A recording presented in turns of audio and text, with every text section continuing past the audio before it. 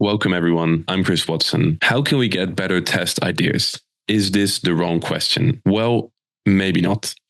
What if there's a way to get better and more test ideas in order to get more winners?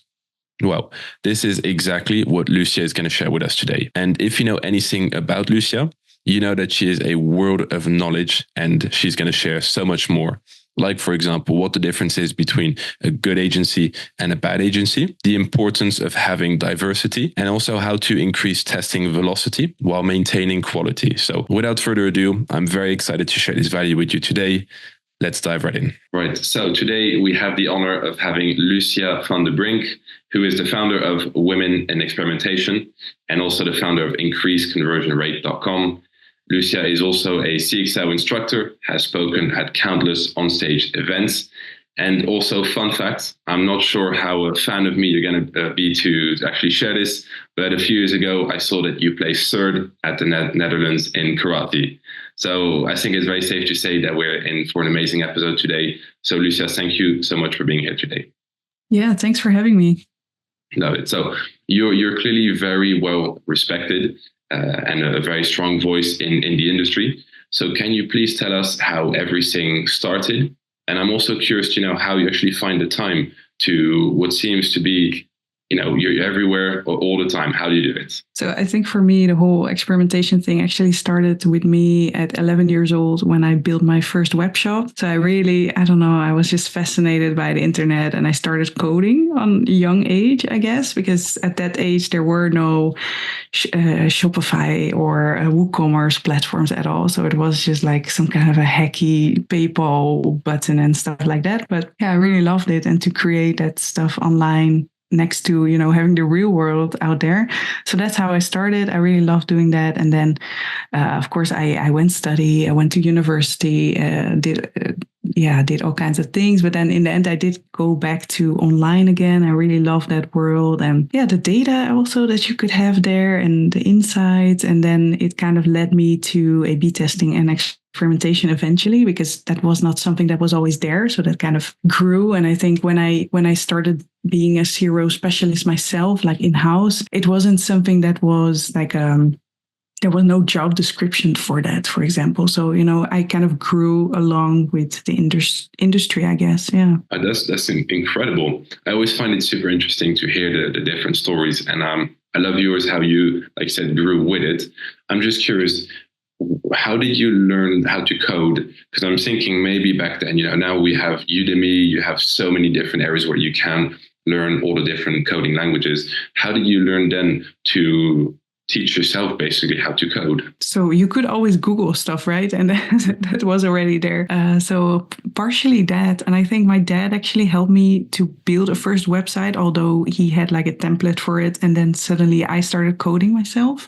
So he wasn't into that, but then I got into that. And I think what helped at that time is you could make those, MySpace pages with HTML and images and stuff. And that's kind of helped. But then I went a little bit further and lost myself a little bit in there. But I guess it was fun. And I think it can tell you a lot about who you are if you look to the things you like to do as a child and what you end up doing later and enjoy later. It sometimes can really, there can really be a correlation there. True. Well, definitely, especially in your case, at 11 years old, starting to code, and now still, in the same world where there's development and all that. So it's good that you also discovered very early on what you love and what you're good at, clearly, because some people, they figure it out a lot later in life, So that's also very, very good news, I would say, for you. And I was then curious where, a lot of people, when they start their own agency, typically, or I would say maybe most of the time, they don't have too much experience. They start something, they maybe don't know too many people in the space. They sort of figure it out as they go, which means that, they spend, or I wouldn't say they waste a lot of time, but if they knew everything before, they would get the results a lot quicker. You have a lot of experience, a lot of people, you've done a lot of talks, so you have already very, very strong foundations. How did that help you when you decided to found your own agency? So I think having the experience as a practitioner is one thing. So I had a lot of experience optimizing big websites, different kinds of websites, and that definitely helps to know how to help clients or how to help other brands. But what is new and what was new for me was like, running an agency, leading other people, how to deal with people if they don't function well. So that kind of transitions my work from being a practitioner into, managing people, managing a team as well, and dealing with clients and having the right, legal contracts and stuff. So either way, if you're going into it from a perspective of a practitioner, then you have that experience, but you still have to learn the other side of it and like running a company. Or you could do it reversed, and maybe you would already know how to run a company and then later on get the experience of CRO and experimentation. So, but probably wherever you go, it's not like you always already know everything. I think it's also, you have to be brave enough to kind of embrace that you don't know everything, and you'll try to figure it out as you go. And maybe that doesn't always look smooth, but in the end, it will make you or push you somewhere and make you grow. I love that answer. And I'm just thinking then, you said that there's the practitioner side, but then there's also running a business, which, like you pointed out very well, are two very different elements to running a business. Do you think that having that experience when you are an experienced practitioner helps you maybe hire better people, deliver better results, which then might also help you, since you're providing better results, you might get better word of mouth, you might get better referrals, and you might grow quicker? Or do you think that doesn't have too much to do with it and it's more on how you run a business? No, definitely. So because I already had quite some experience in, this area, I did have already kind of a name for myself, and people would already come to me and like to work with me personally. But then at one point, it's not really scalable anymore. So sometimes I do projects as a consultant on my own as well. But also, sometimes I have too much projects, and then you're gonna need a team to kind of scale the business. And how do you do that is also a fun step. And sometimes I have figured it out, sometimes not yet. It's a lot of fun to discover for sure. And I think, providing already value in the community definitely helps a lot. And it's also good for me too, because I also learned things from other people, right? And then eventually, when you start as a practitioner, you take in a lot. You take in as much information as you can from, all the people that are already out there, all the information that is out there. But at one point, it's not only about taking in. At one point, it's about breathing out again. So it's kind of a cycle. Whenever you get like more experienced, you start to want to give back. And eventually that giving back will help you grow into new things as well. And it can attract clients, of course, like very, very literal. But yeah, it's not a one-way street. So for me now, it's very important to kind of breathe in and breathe out in business as well. Again, I love how complete that answer is, and also to, like you said, sort of give back. You've learned tons, but also to actually give back. I also think that experimentation is also very, very good to help you have the right framework or the right maybe mental models when it comes to running a business, testing something, seeing the results, analyzing, and then iterating and optimizing, whether that's hiring process, whether that's scaling, so your sales process, those things. So I think that also helps a lot. You've worked with different agencies, you've worked on tons of different projects. What for you then would you say is a clear sign or clear signs where you can see the difference between either a CRO practitioner or an agency that's okay, and then compare that to the actual elite, like the best ones, that you're in good hands when you're with these people, with that practitioner? What are signs there for you where you can distinguish the two? So in the end, experience is like encountering a lot of situations and maybe already solved a problem. So I think what is a part of that experience is already having kind of a game plan to fix certain situations, which can be a good thing. Like it can help progress an experimentation program faster. But on the same hand, what I also like about people that are just starting out with CRO or with anything really is that they have this beginner's mind. And this is like a concept from Buddhism. If you have the beginner's mind, you're like a sponge and you want to take everything from everywhere, and you're just very open to that. So that's something that I really like about, people that are just starting out. They're very eager. open for new ideas. So, both sides of being super experienced or not experienced, they both have beautiful qualities. And I think for me as a more experienced person, I need to force myself to be open to new ideas and to keep on being innovative and to try to foster that beginner's mind. Because I of course, it's very comfortable to run on experience, and I can immediately tell like, hey, this website, let's do this, this, and this. And that's, that happens automatically, but I now kind of need to force myself to also, have that beginner's mind. And if you have the beginner's mind and you're just starting out, you kind of need the other direction, right? You need to try to get as much experience as possible. So you're always trying to balance the two, I guess. But you can recognize someone experienced by, having already kind of a game plan for certain situations, I would say, or like having solved a problem a couple of times before, and that, can help things speed up.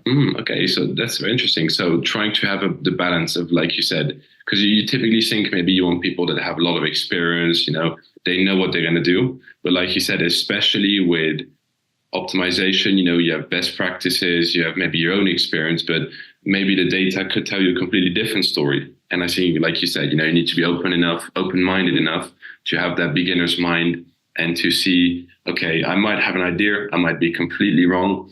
Let me get the data first and let me try to not have confirmation bias, where I think, oh, I had this idea, let me try and prove that I'm right with this. So that's a very interesting and different take, I would say, that you have on that. And you also mentioned starting, if you're checking a new website, you have your game plan.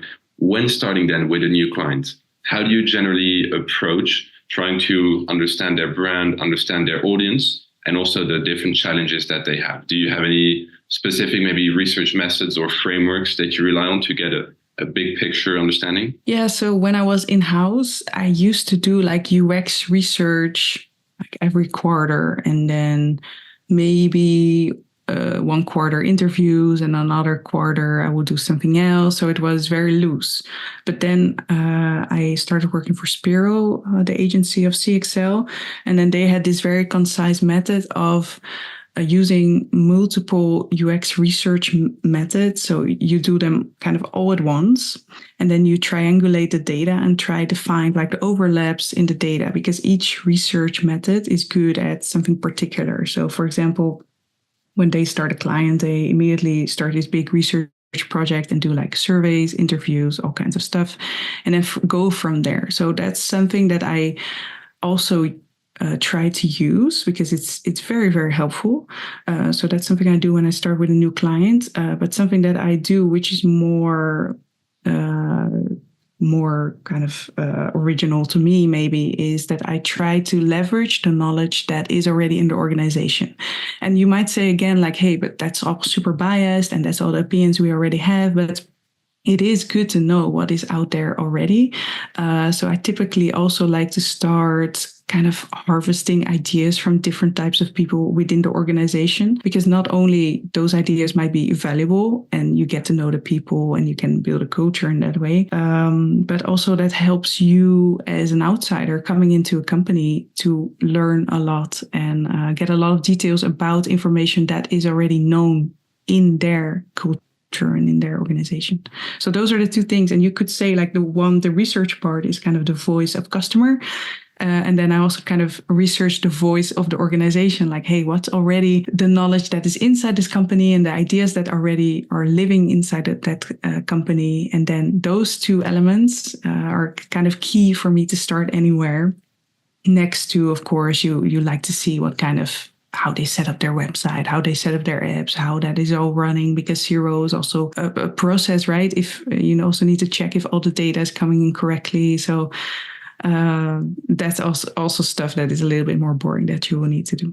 I love that again, where you voice of the organization already, because it's true. Maybe there's a lot of information there that is available to you, and you can avoid wasting a lot of time on retesting things that they already confirmed either works or doesn't. So that's very, very interesting. I was just thinking though, as you were explaining that, how can you make sure that the information they have is really clear information, because maybe I'm sure we've all had it, where maybe the brand owner, the founder, the CEO, whoever, they think they want to do it a certain way, or like, this is our audience. And when doing research, you realize that it's not at all that audience, or a previous agency that they didn't really know too well what they were doing. So they've done loads of tests, but all of these tests maybe were, the sample size was too small, they were underpowered.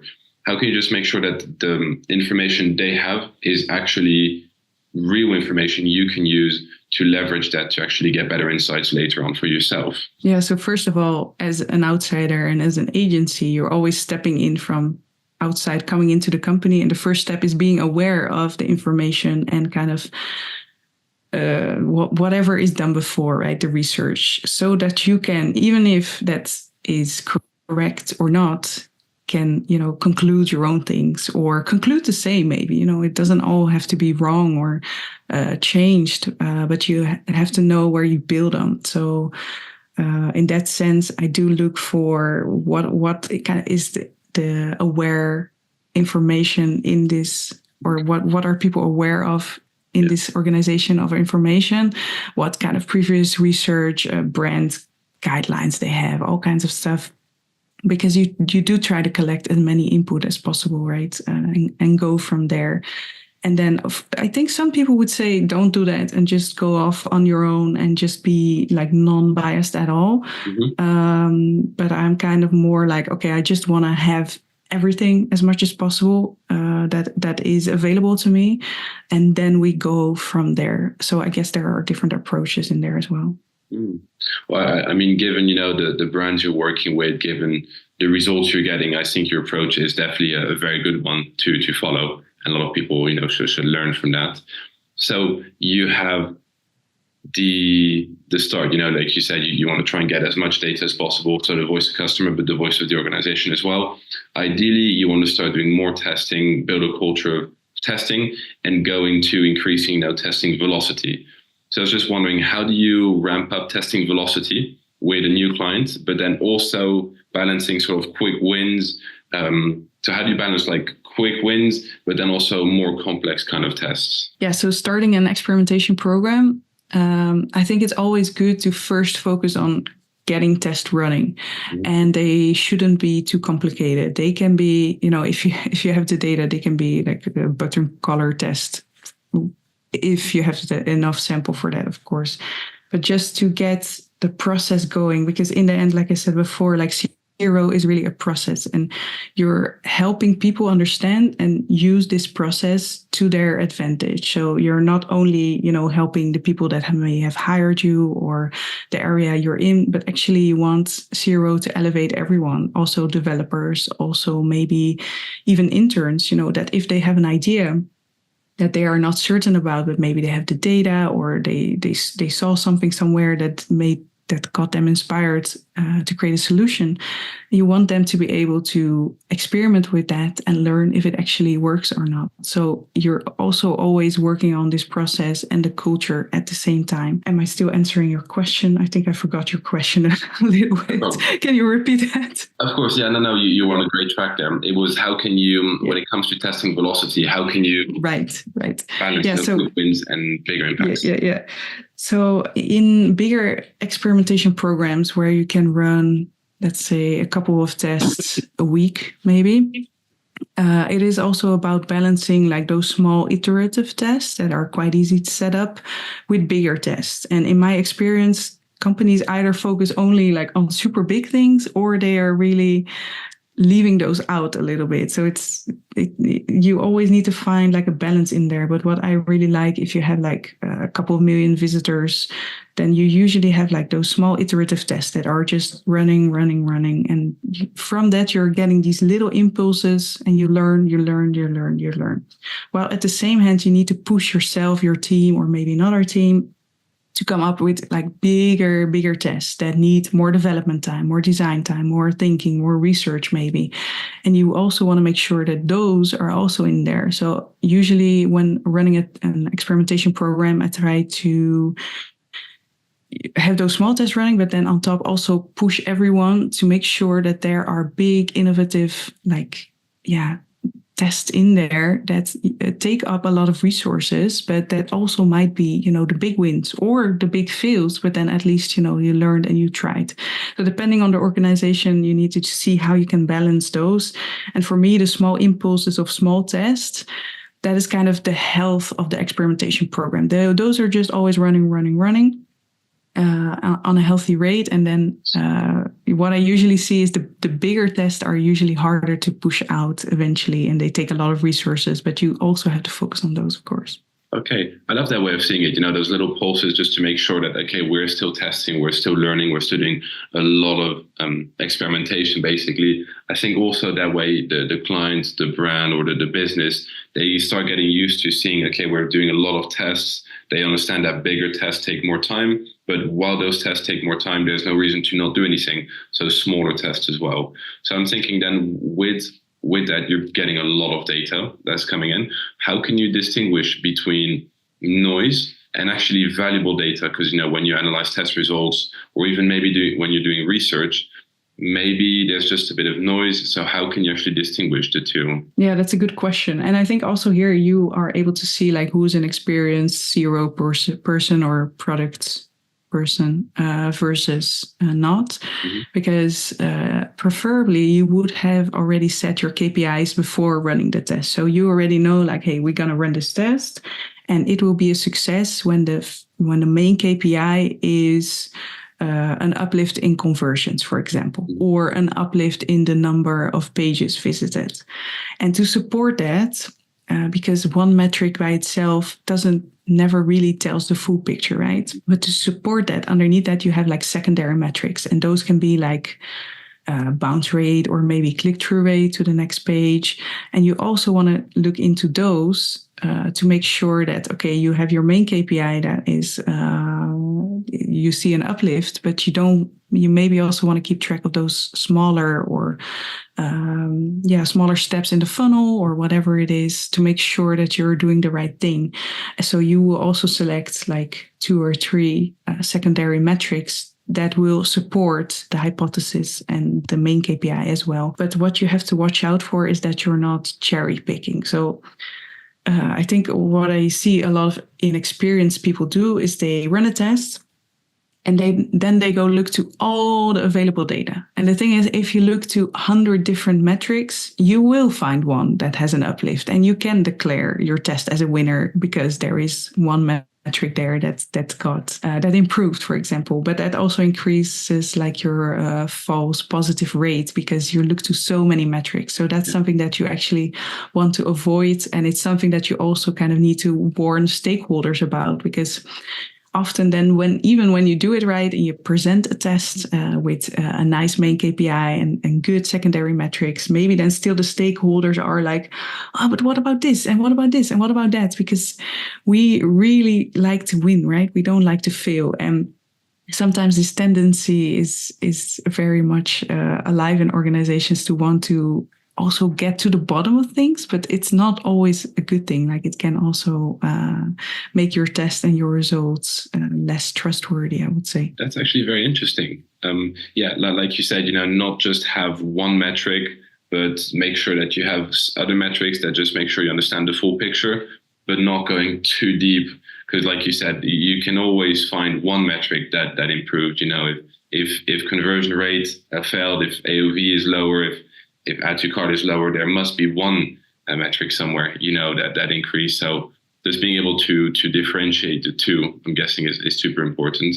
So I love how complete your answer was there.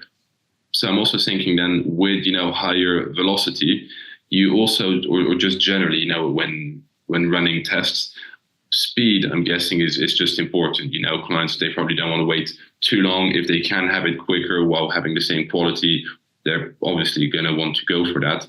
What are some ways that you manage to speed up the process from, okay, we have an idea, to actually, okay, we just launched the test and now we're going to analyze how it's performing? I think, there are prioritization frameworks out there that can help you select ideas that are kind of faster to build and to set up. Of course, you can just work from things like the ICE or PI model already, or the PXL model is a little bit more elaborate. But that already helps you like, hey, how much development hours will this cost? How much time will it be to get this going? And then you can focus on first pushing out tests that are easy or easier to produce and set live. And while you do research and while you learn more and more and more, you can also immediately, of course, find problems and try to come up with solutions for those and try to get a test out as soon as possible. And one thing you should never forget is the ability to iterate. So sometimes when you, for example, brainstorm with a group, there is one problem and there might be 100 solutions to it. But then the next question might be, how do you test whatever you want to learn as small as possible? And then later you can iterate with bigger things. Because if you start with the bigger things first and then they don't work, that might just be because they're quite big and quite disruptive. But maybe you can start smaller and build from there and iterate and iterate and iterate. But it's kind of the way you want to go about the problem as well. But if you want to ship fast, then you tend to look for, okay, what is the easiest way of validating a hypothesis or a solution? And then you go from there. And then later on, you can always iterate. Okay, so if I understand correctly, let's say you want to, I don't have an idea or an example that comes to mind immediately, but you want to test something on a store and it's quite a big idea. Maybe, are you saying that try on maybe a couple pages or try it on a smaller scale? You can test it quickly. If people respond positively to it, or if it meets your KPIs, okay, great. Now we can potentially double down on this, even if it takes more time and it's going to take more resources, instead of just going all in to test it out and it might just be completely wrong. Is that it? Well, you can always make tests smaller. So sometimes there is like the hypothesis, let's say all the images on our website shouldn't be there, for example. Okay. So because maybe it distracts people, that could be a hypothesis you have. Now you can test that first on the page that you can maybe run test on for a smaller period. So usually that's like the end of the funnel or something like that. So you could start there and only test there, for example, instead of running a test on the full website, which takes much longer, maybe even to design because things will shift, to build. And also test might need to run longer, or maybe not because you have more data. But so you can always try to scope things a little bit more, like only test on one page or make your hypothesis smaller. So instead of redesigning the full page, it might just be an element and that can already be enough. So these are ways you can make your tests smaller and you can push them out quicker. But you always have to ask yourself that, if we do it quicker, is it then still valuable? Because sometimes you also can get lost in there and you can say like, oh, this test, I can do it tomorrow and then it's live. But then if you really ask yourself like, okay, but will we be able to measure what we need to learn from this test? Sometimes the answer is no, and it does need to be a little bit bigger. So yeah, that's also, there is always a trap somewhere. Yeah. So you always need to keep those things into consideration. Yeah, I agree with what you said. There's always a trap somewhere, especially in experimentation. If something goes well, maybe something goes wrong as well at the same time. But I agree with what you said there. If we switch it up a little tiny bit, and we were a little bit on that topic, but if we talk about ideation, you've mentioned also on your CXL course, doing group work, thinking of different ideas as a group. Why is this, so important, according to you? And also, how do you approach group ideation for people that don't really know anything about it or they haven't done it before? How should you have them approach it? Yeah, so there are a few biases that we have about coming up with group ideas and brainstorms and stuff. And I just love the topic and I try to specialize myself in that. Maybe I can share some slides with you here. Yes. But what we actually know from research is that most brainstorms in groups are really bad ideas, because what happens is that we need to share the floor, right? So the ideas that we come up with are actually the ideas that we all agree on or that we all understand.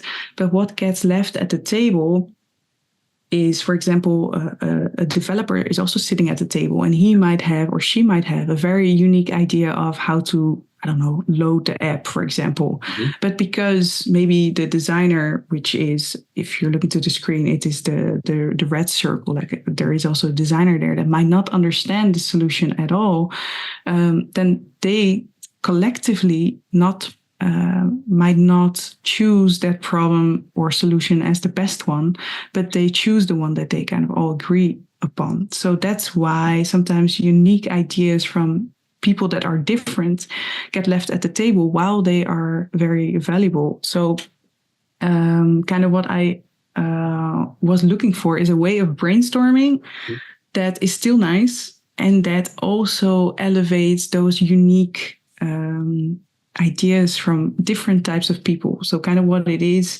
and it's based on something in Agile Scrum. So they also use that.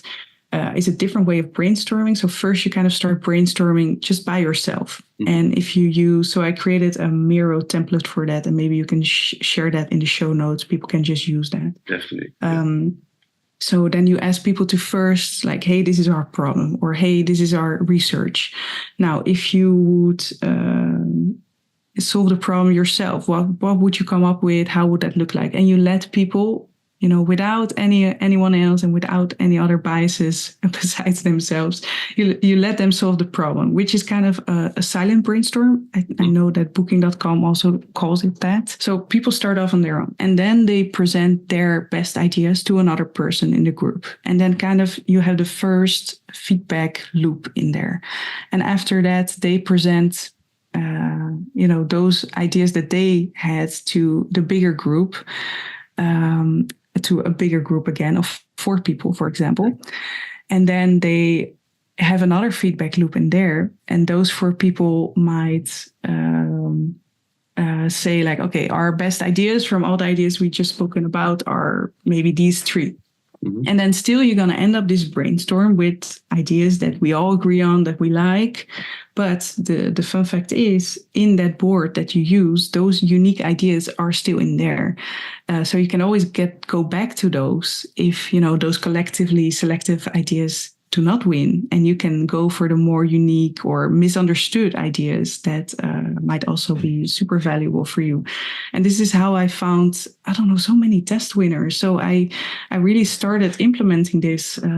I think I also have actually a cool slide about that. So I've seen like a lot of experimentation programs, and especially like the bigger ones. What I saw was that, okay, even if there was one zero lead that would come up with most of the test ideas, the team of people that would also come up with ideas would always have a higher win rate. So they wouldn't necessarily brainstorm collectively, but they would do it probably separately and like just call out an idea that they would have.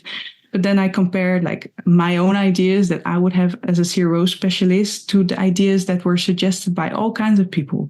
And that win rate was always higher. So even though you would put like an experienced person like me on an experimentation program, if you have more diverse ideas in there from different types of people, that win rate would always be higher. So yeah, of course, I have a couple of slides. We don't need to go into that. But the proof is there, yeah. Yeah. The proof is there. It was something that I was always kind of aware of. Like, hey, if I involve very different types of people, I will find, well, first of all, they will come up with ideas that I will never come up with. And when I was just so amazed by the uniqueness of ideas and of people and their beliefs and their backgrounds and what they would suggest, and then that it would win as well and that it would empower them. I would really love that. And by doing that, by opening up to, interns, people from customer service, and by having them come up with ideas, that would also build the culture of experimentation, because they suddenly got to validate their ideas and they got to understand the process, the sciencey, right? It's very sciencey, the sciencey geeky process of this whole thing. And then suddenly you would have, someone else from a very different type in the business supporting experimentation as well. So it is also, it doesn't only increase your win rate of experiments, but it also builds that culture of experimentation. So it's super, super valuable. Well, first of all, thank you for sharing that, because that's really fascinating to already see as well factually the numbers there. Like you said, also, if you often hear, very, very big companies, the intern had an idea and that generates, that's the new feature that everyone loves on the application, on the store. So I think, like you said, if even interns, if it's not just maybe C-level people or the people that are doing exactly like experimentation, if everyone knows that I have a great idea and it could be tested, everyone's maybe more motivated and inclined to just share those ideas instead of thinking, that's not my department, they're not going to listen anyway, I'll just shut up and not say anything about it. So I think already what you said there is super interesting. And the biases where the ones we agree on are the ones we test. Why do you think, though, then, just to get more ideas from different people, why do you think that generally generates more winners? Is it because you have a higher quantity of tests, so inevitably you're going to find more winners? Or is it having different people's perception and their perspective? What is it actually that makes it to have more winners by getting more people thinking about it, basically? I think it's both of the things you said. So if you have, instead of having one test, you have 100 tests because you spoke to 100 people, of course, you're going to find maybe more winners. But also because they came from different people's brains and those people have different backgrounds and will come up with different ideas. I think that definitely also helps to find those wins for sure. But I think that the problem is that we are actually very social animals. So, if we're talking and maybe there's someone else with us, then we really like to all agree on the same thing. And that's not necessarily like a mechanism that finds truth or anything. It just makes us feel good. And, this is an instinct that has helped us survive, right? We are social, but it isn't always the best mechanism to find things that work or to find truths, which is what you want if you do experimentation and if you're trying to lift your business to a higher or a new level. You want to find those truths, and truth they are often hard truths, right? Of what works and what doesn't, but you need to know those to learn actually what works and what doesn't for your business. So in this case, it's about, yes, we want to be social and we want to be social animals and, be together in a room and brainstorm. But how can you combine that aspect with kind of a mechanism that finds those truths, or at least that helps you find those truths in a sciencey way? Again, I find that makes so much sense, and I think I'm always going to be fascinated by how the brain works and the cognitive biases we have. Where we're trying, like you said, since we're social creatures, maybe you don't want to disrupt the conversation, you don't want to build extra or unnecessary confrontation, so you're just going to agree, but doing so just pushes you further away from the truth. So, and I also think maybe the more you do it internally, group ideation in a company, the more or the better it's going to get over time, because people, they are going to maybe disagree. They are going to think this isn't a good idea, but let's test it anyway, or it's just going to build a lot more that entire culture. So I think that's just very, very interesting. Are there, just for people listening, so you mentioned we agree on, the slide you had, we agree, or we test the ideas we agree on, which is something to avoid because there are a lot of ideas maybe one person has that we don't agree with, but that we should test. Is there another cognitive bias or just something we should keep in mind when starting group ideation, just to make sure people don't make mistakes they could avoid? Probably there are many. And I think another one that comes to mind, which also makes sense, is like hierarchy, right? So we have the term of the hippo, the highest paid person opinion in the room. But we do tend to respect people that are managers or that are, look a different way. We just tend to respect certain people more or listen to them more. Or sometimes just people are better at asserting their opinions themselves. And then that might influence which ideas get picked and which don't. So even in the social setting, we can be a very nice, equal group, but most of the time there is someone that just talks a little bit louder, and then you have the introverts. And how do you make sure?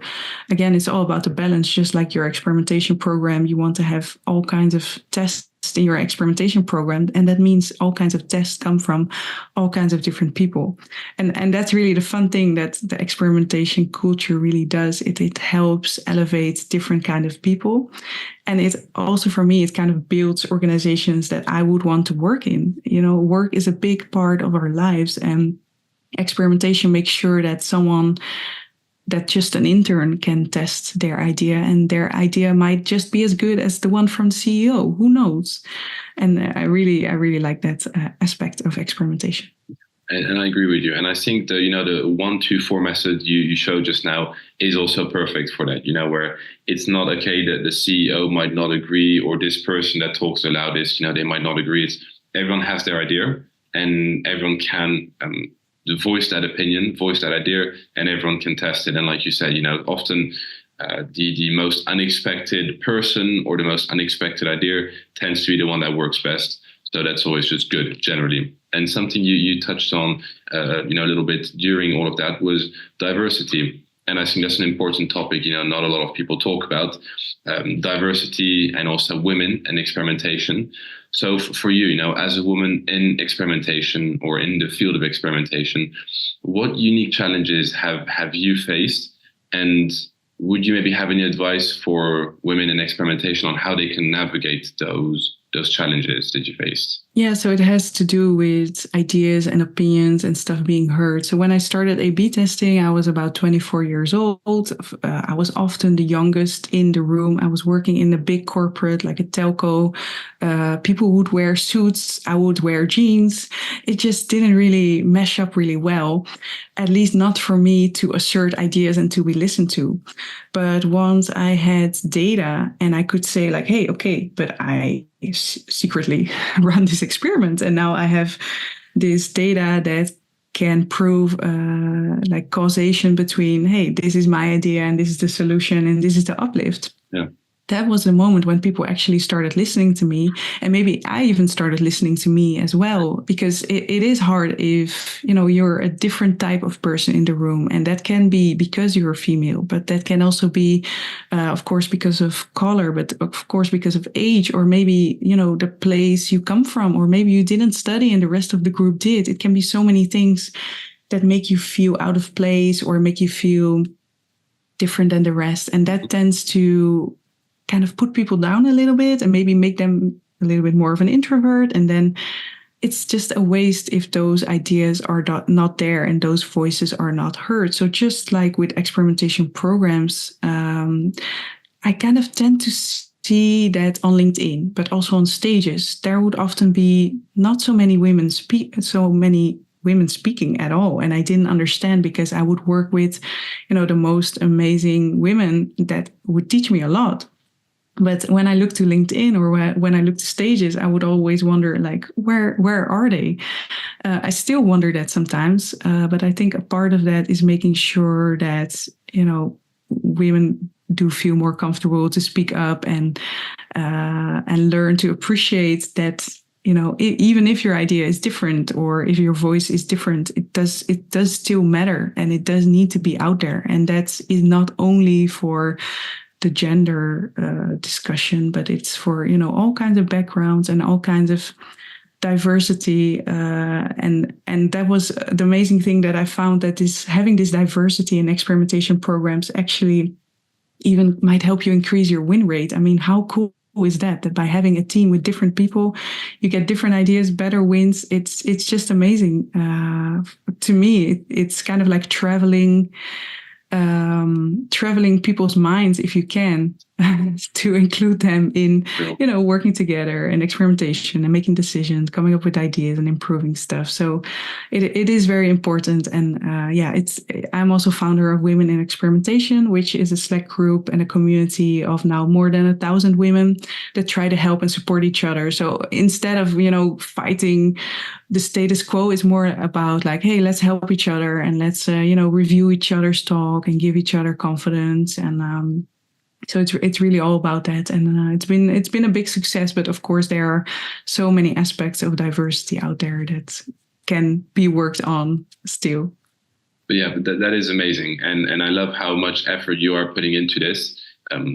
But I agree, because also exactly what we're saying, where the more diversity you have, the more success you're going to have as well. So it's the 100% best idea to add as much diversity as you can, and regardless, like you said, whether you're from your gender, whether you studied, yes or no, that really shouldn't matter too much, because everyone can have great ideas. Everyone's perspective is unique, and all that can help you definitely find more potential winners for the company, for the agency, whoever. So I think you summed up very, very well why diversity is super important in experimentation. So you're doing your part already, with women in experimentation. How can everyone else just make sure that we're more open to diversity generally when it comes to this field? Yeah, so probably there is a lot of social bias in there as well, but we like to work with people that we understand, that are the same as us, right? It's just easier. Sometimes it's even more fun, and it's hard to include. For example, try think about including someone from like HR in your experimentation program. It's a very different person, or someone from, I don't know, the financial side of things into your experimentation program. Those people might be very, very different than you. Maybe they wear different clothing. Maybe they have different personalities, and it is honestly, it's hard to work with very different people sometimes. But it might be still worth it to open up and include those people into, a decision-making process, or what kind of process it is. I don't think it's always the case. Sometimes things just need to be built or designed, and then it doesn't necessarily work for that kind of work to have a lot of people opinionating or working on that. So it is especially helpful for like difficult types of problem solving to increase the amount of types of people that you have in there. So it's not always that diversity is not like a golden key that you can use and suddenly everything is solved. Massive wins, yeah. But for like hard decision making kind of stuff and like ideating, it can be very, very helpful. It actually even sounds fun, to just ask people who have no idea or no context as to all of the research, the data, a fresh pair of eyes. And you might say, how would you improve this, or what would you change? And they have a completely different idea you never even thought of. And now you're thinking, okay, so I could try doing this. So I think, it's definitely a massive potential that a lot of brands could use. And I think that you're 100% right to just put the importance on it. Obviously, like you said, when it makes sense, when you have the time, and when everyone has the time to actually be a part of it. So, I could continue asking you questions for hours and hours, because every answer you give is so insightful and has so much value in it. You've obviously got a busy day. I would just love to ask you some rapid fire questions before we wrap up this episode. Are you ready for it? Yeah. Yeah. Okay. Perfect. Let's go. So, if you had to start all over again and get to the level you're at as quickly as possible, how would you do it? Knowing what you know now in terms of, okay, I did this, I spoke to this person, maybe I had a mentor. How would you do it if you had to start all over again? Well, there is not an easy route anyway. Like there are no quick wins probably, but I think having as much as experiences as possible helps.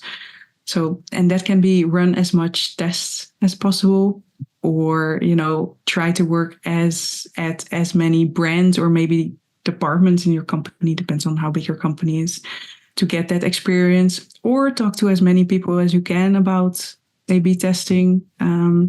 So like I said before, you have this concept of the beginner's mind, that you are like a sponge trying to soak everything up. You kind of need to foster that and, go out there and try to take as much as you can in order to get more experience and to see, eventually you start seeing certain patterns, maybe in optimization, but also in how companies behave and how you can help them make decisions. And all that stuff's going to help you eventually to be better. So be a sponge, talk to as many people as possible. Just, I guess, try and expose yourself to as much of it as possible. And you're going to learn, you're going to build connections. Maybe you're going to get a job somewhere and get experience that way. So Yeah, I like what you said. But also, it kind of needs to suit you as well. So, if you're like a super big introvert that doesn't like to talk to people, maybe talking to people is not the way for you, but you could read case studies online or do like a lot of courses, and then you could still, meet your or get your experience that way. So you don't want to tire yourself out as well. And this is something maybe I did wrong in the beginning, that sometimes you hear like advice from people and they say like, oh yeah, I did a lot of this kind of thing. And then, I grew and I was successful. But actually you always need to find something that works for you and that, that doesn't tire you out, because in the end, your resources are also limited, but you do want to, take in as much as you want. So how do you do that? Well, that's up to you. That's great advice. Yeah, to follow what works best for you instead of trying to do what someone else did, but you're completely different. It might be a different field. You might have different, different personality. So you mentioned, talking to a lot of people, which goes in perfectly to the second question, which is, who are some women in experimentation or CRO or related fields that inspire you? Oh my gosh, there are so many. So who do I even start with?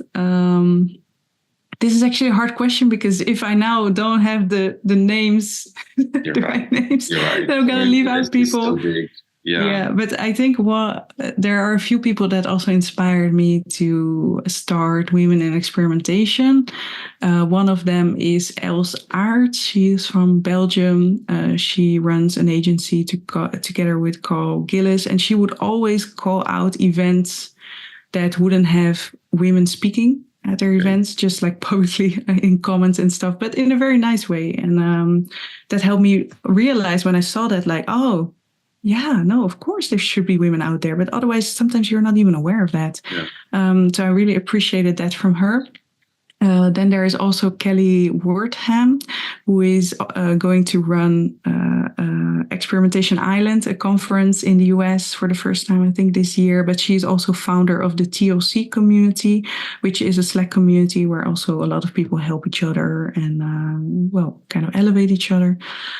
So she was also very inspiring to me, because she already had that Slack community and was doing very well. So then I kind of maybe got inspired by that, because Women in Experimentation was originally, it was just a list of people or women that would speak on stages. So that's how it's actually started out to be. And then, it turned into something more. So those are definitely two names that come up right now. But I mean, there are so many. There are so many great practitioners, and we do have the Women in Experimentation Summit, where we had a lot of female speakers. Of course, we also had men, because we're all together in this world, so we also, of course, included men. But there we also try to let a lot of women and their topics and their interests shine. And what was fun about that conference is that a lot of different topics came to light, like trauma-informed optimization. I had never heard of it, for example, but it was very interesting, and a lot of topics that were a little bit different. But they are all out there, and I can name so many. But I think for now, just naming some people that inspired me is already very helpful. You already named some amazing ones. Sorry for putting you on the spot to try and name all of them there. Oh my gosh, that's so hard, yeah.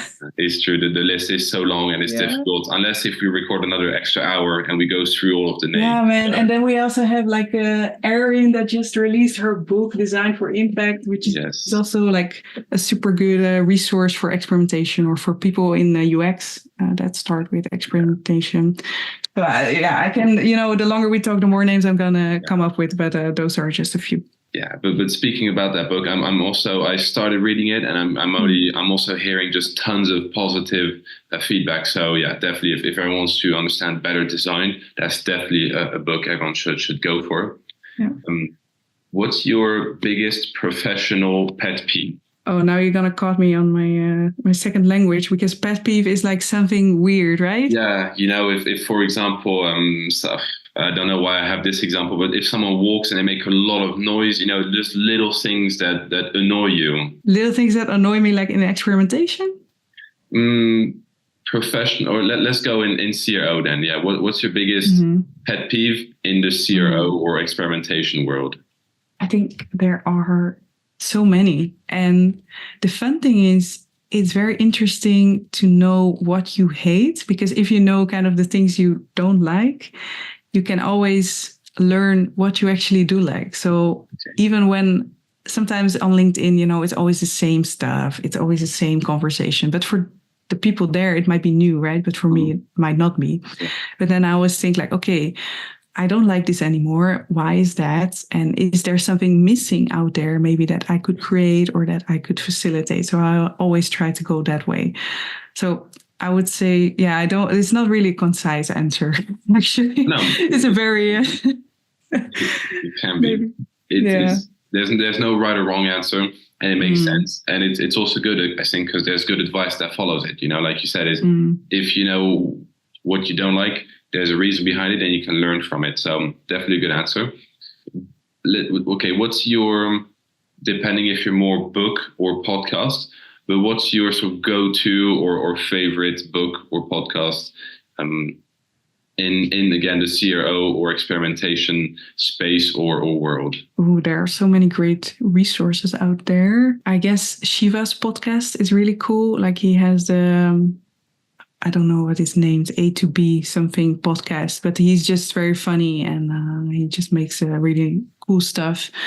And what else is out there? I guess there are some newsletters from Kevin Anderson and Tom van den Berg that are also very interesting to read in your mailbox. So those are resources I follow. But of course, I also go to LinkedIn, and sometimes suddenly, there are some people there that are never posting or that are posting a lot that come up with great resources. I know that, for example, Ben LeBay is very good.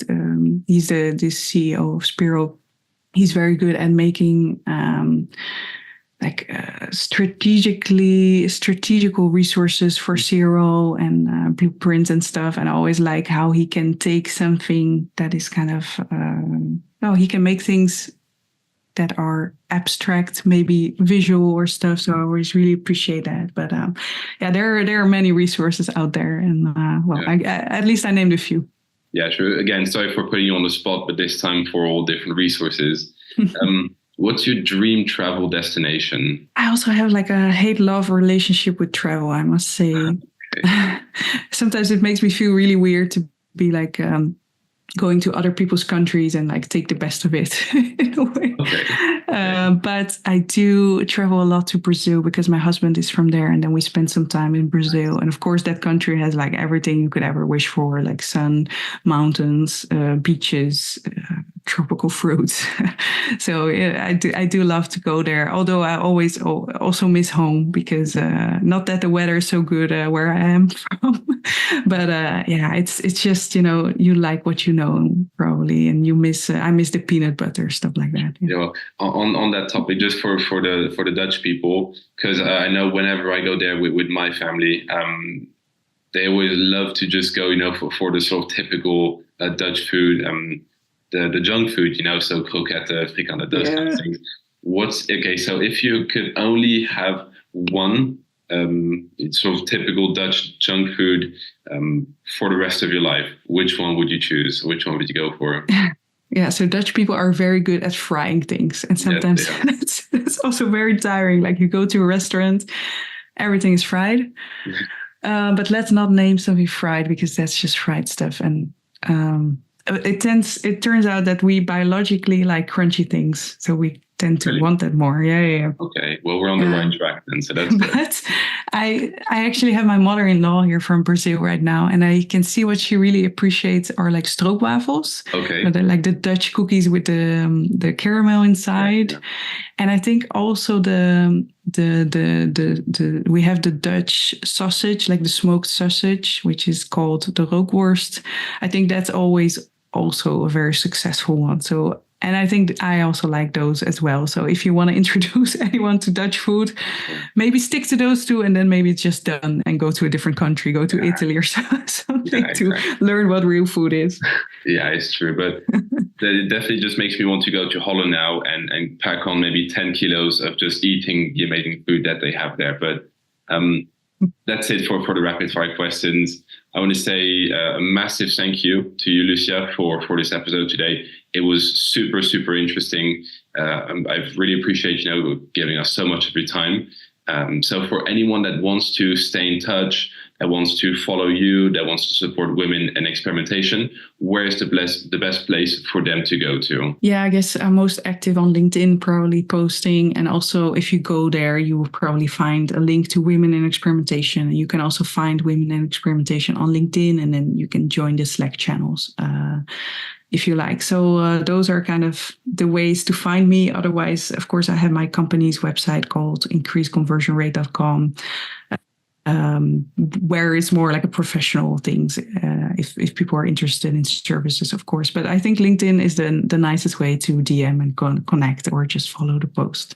Perfect. Okay. Well, again, like I said, thank you so much, Lucia. You're amazing. Love it. Well, thanks for our great conversation and putting me on the spot a couple of times. Thanks for that. Yeah. It's good to get some sweat out. Thanks so much. With pleasure. Thank you very much. All right.